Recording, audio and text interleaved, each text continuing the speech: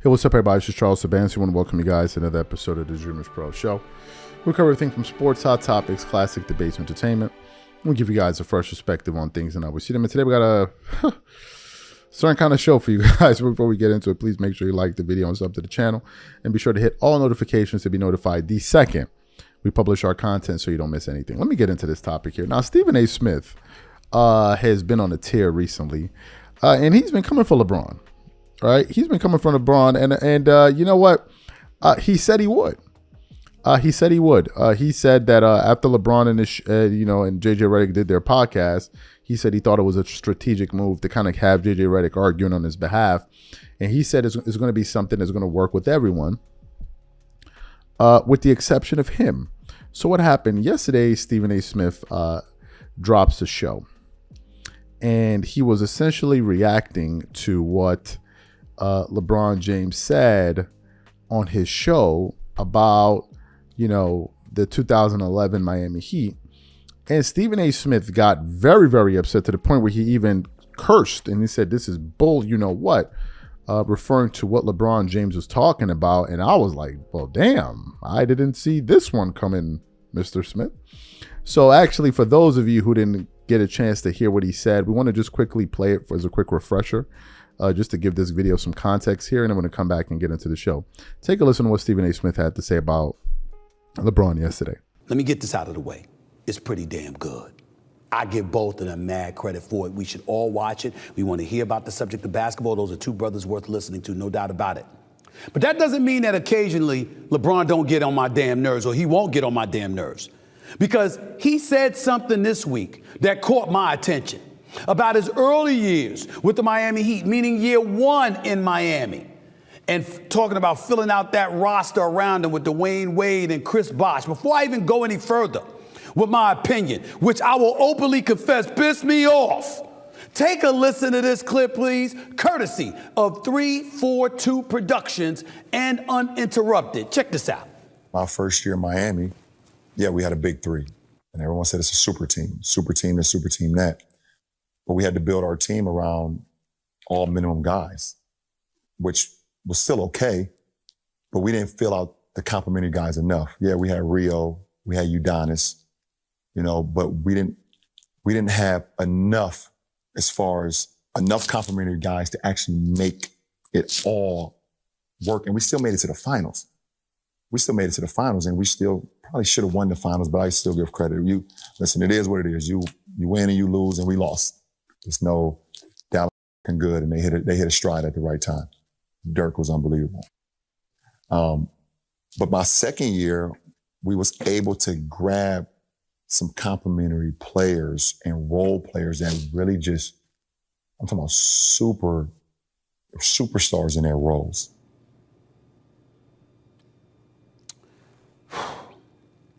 LeBron James, that is some straight. You got to be kidding me. I know that you didn't just say that with the cameras rolling. Somebody got to say it, so I'm going to say it. Now let's get this out of the way right now. Put up the roster that LeBron is alluding to. LeBron is telling the truth, ladies and gentlemen. Joel Anthony, Carlos Arroyo, Mike Bibby, Mario Chalmers. By the way, Mario Chalmers could play. Eric Dampier, Udonis Haslem. Udonis Haslem was younger considerably at that particular moment in time. He wasn't some has-been, okay? Eddie House could shoot. Juwan Howard, Zydrunas Ilgauskas, James Jones, Jamal Maglio, Mike Miller, Dexter Pittman. I don't know why Jerry Stackhouse was on there. He's only there for a month. He wasn't on the roster in the NBA Finals. LeBron, you want to make the argument about your roster. I totally understand. But you see, this is why I respect the man. I revere the man. He's number 2 on the Mount Rushmore all time. He ain't the GOAT. This is the reason why. I hope you're listening, Shay. I hope you're listening, Shannon Sharpe, who likes to call LeBron James GOAT James. Oh, I want to see what your response is to that sound. Because let me tell you something right now, ladies and gentlemen. Let me give you a taste of history. That roster that LeBron James is alluding to, he makes valid points. He's not wrong about the roster. My point is, what the hell does that have to do with you, LeBron? What does that have to do with you? Now, why would Stephen A. ask such a question? Albeit rhetorically. Here's why. Ladies and gentlemen, if you remember, in 2011, LeBron James and the Miami Heat, with that roster, were up 2-1 on the Dallas Mavericks before losing 3 straight. Do you know that LeBron James in Game 4 scored 0 points in the fourth quarter? Do you know that in Game 5, LeBron James scored 2 points in the fourth quarter? Do you know that in that Game 4, LeBron James had 8 points? 8! For a career 27-point per game scorer. For a dude that's approaching age 40 and averaging damn near 25. That LeBron James. 8 points in an entire Game 4 of an NBA Finals. 17 in Game 5, but only 2 points in the fourth quarter.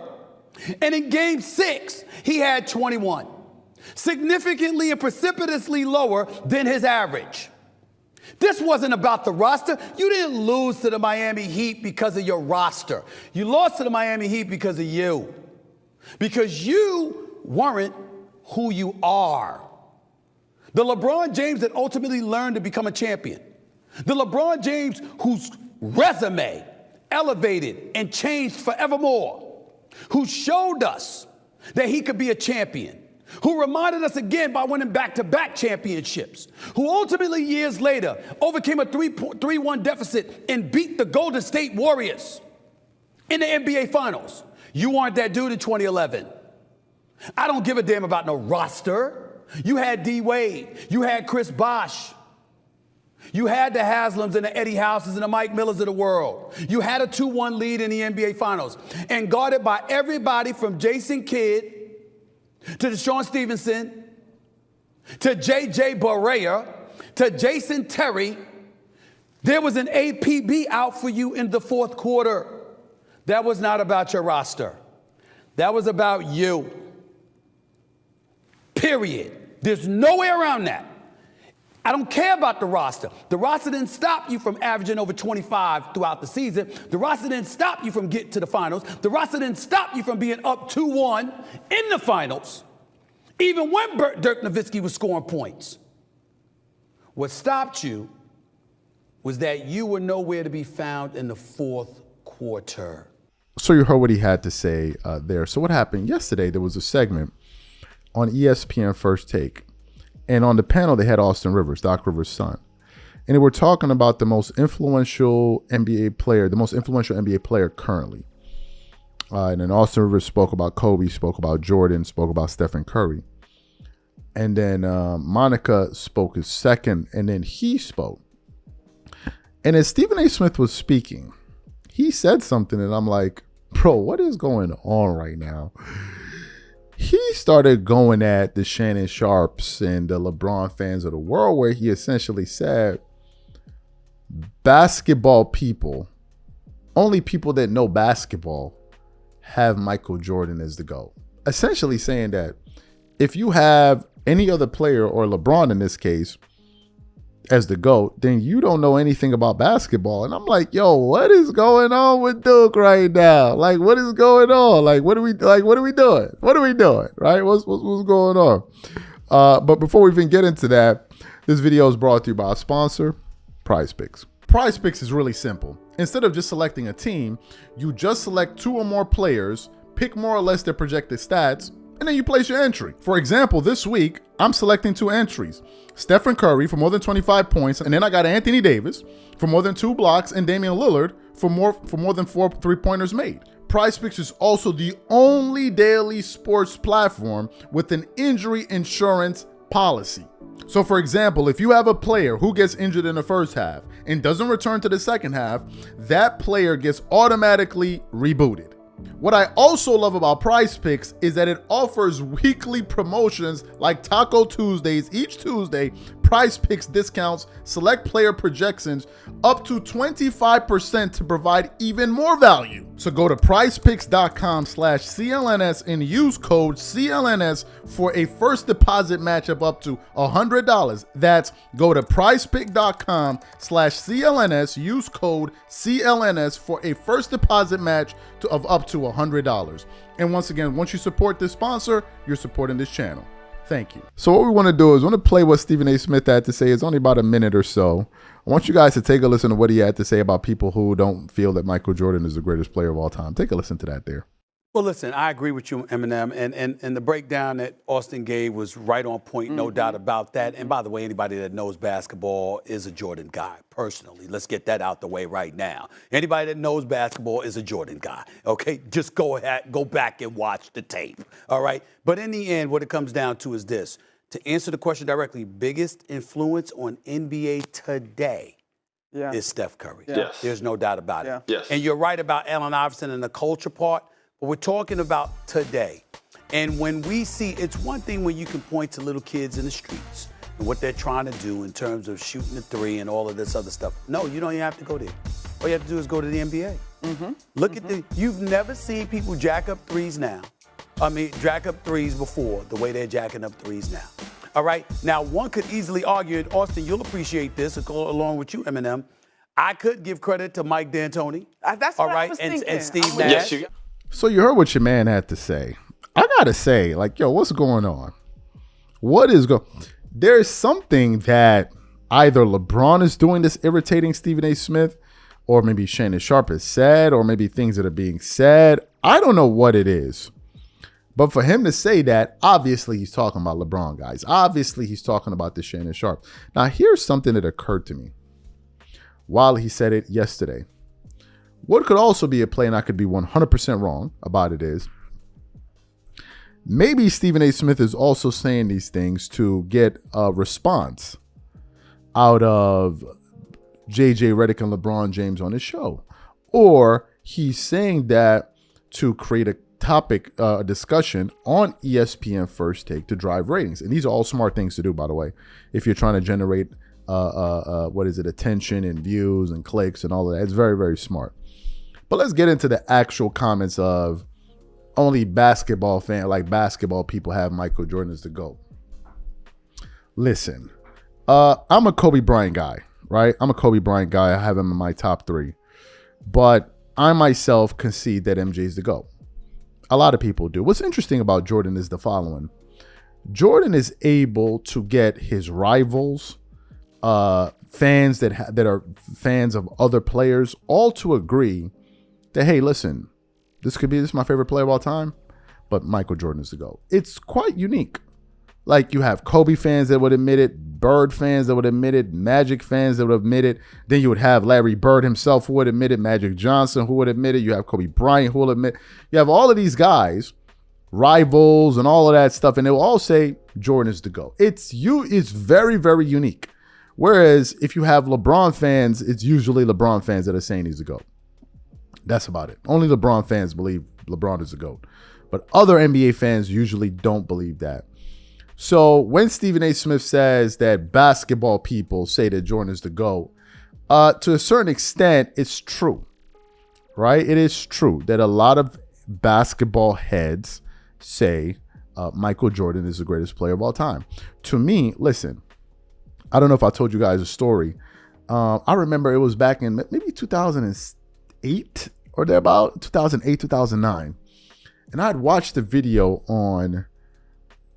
saying why Kobe was a better scorer than Jordan. And I sent this video to my cousin who's about 10 to 12 years older than me. I'm like, look, they're saying Kobe's a better scorer than Jordan. And the funniest thing, I sent the video, I think it was on Facebook. Guess what he did? He didn't even respond to the video. I was like, huh. Then I spoke to him about it, and he's like, Charles, Michael Jordan was better. He's like, yeah, Kobe's really, really, really good. He's like, Michael Jordan was better. And I'm like, okay, I got you. Still don't believe it, but I got you. After I did my own personal research, I was like, nah, there's no arguing this. Like, you watch Jordan play. And I'm like, I'm looking at Jordan play. And I'm like, this is not normal. From what I heard, Jordan could stay in the air for 0.9 seconds. Do you know what that means? That means you can almost stay off the ground for almost 1 second. Jordan is the only NBA player I've watched, and I'm looking at him. I'm like, okay, this is not normal. He's the only one. There's no one. Kobe, LeBron, you bring all of them. No one moved like that, dude. I'm looking at him. I'm like, okay, but that was freaky. Like, that was freaky. We had a conversation on the channel, who are the best finishers of all time. And I was like, I've come to the conclusion, because they talk about Kyrie's the best finisher. I'm like, no, Jordan is a better finisher with both hands. Some people are like, what are you talking about? Like, no, go watch the video. And other people are like, nah, he's actually correct. It's Jordan's shots were incredible.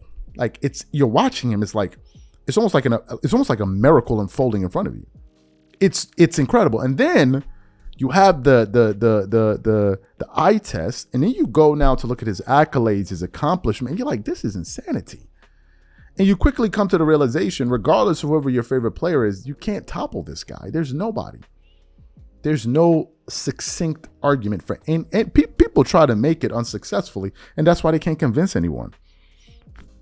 You can't. If you poll I think out of every 10 basketball players or fans, who's the greatest player of all time, I think 8 out of every 10 people will say Jordan, or maybe 7 out of every 10. No, maybe 8 out of every 10 will most likely say Jordan. And then you maybe have some Kobe's in there. You may have some LeBrons in there. You may have some Wilts in there. But the majority, always the majority, going to say Jordan. It's just him. It is just him. Even some of the biggest Jordan haters, Knicks fans, Indiana fans, any fan, Detroit, Pitt, they all say it's Jordan. It's really weird. So for Stephen A. Smith to say that, Stephen A. Smith is coming at these dudes, man.